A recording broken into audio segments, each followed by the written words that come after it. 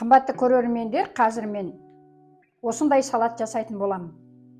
Дәмді, өте жұғымды, дастарханның көркін кіргізетін. Міне мен бұрыннан фасоль деп қояды ғой, фасоль. Біз бұршақ дейміз енді. Сөзім дәлелді болу үшін міне сіздерге мынандай құрғақ маринадталмаған осындайын алсаңыздар өте жақсы. Бұл протеин дейді ғой бұны. Көп өте адамға күш қуат береді. Біз оны көп жей бермейміз.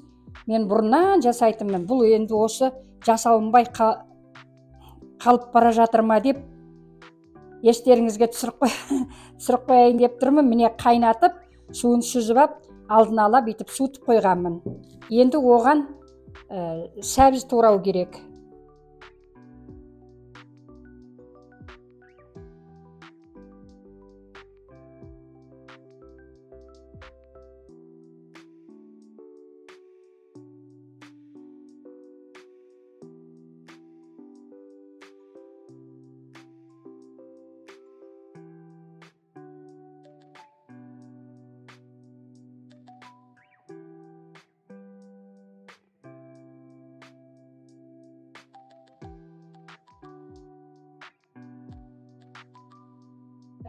Сәбізін турап болдым, енді пиязын турайын деп отырмын.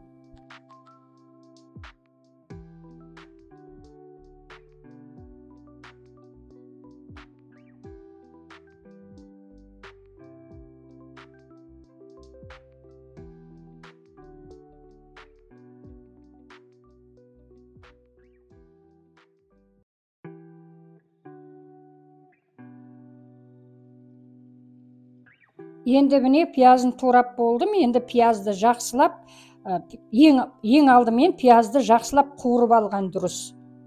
Енді жаздың күні қазір пиязды өте көп қосса да ашып кетуі мүмкін.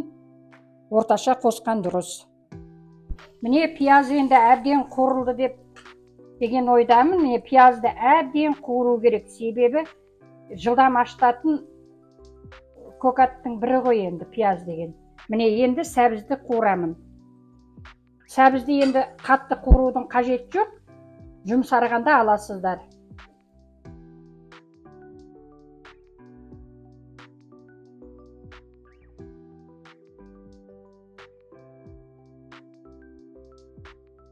Мен енді қара бұрыш қосам. Қара бұрыш кез келген тағамды хош иістендіріп және дәмдейді ғой.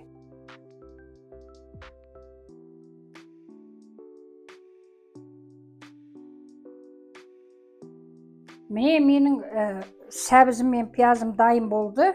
Сәбізді әбден жұмсарғанша газдың астын басып қойып, қуырып алып келдім.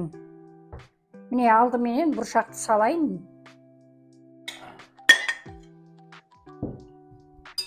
Сәбіз бен пияз ыстық.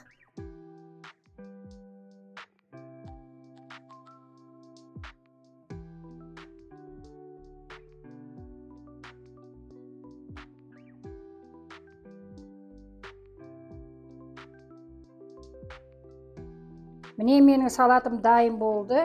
Тез және оңай, өте дәмді, дәруменді салат деуге болады. Өте тамаша. Жасап көріңіздер, жеңіздер. Үйде бала шағаларыңызға жасап беріңіздер. Видеом ұнаса, пікірлеріңізді жазып, лайк басып кетіңіздер. Келесі видео кездескенше аман сау болыңыздар.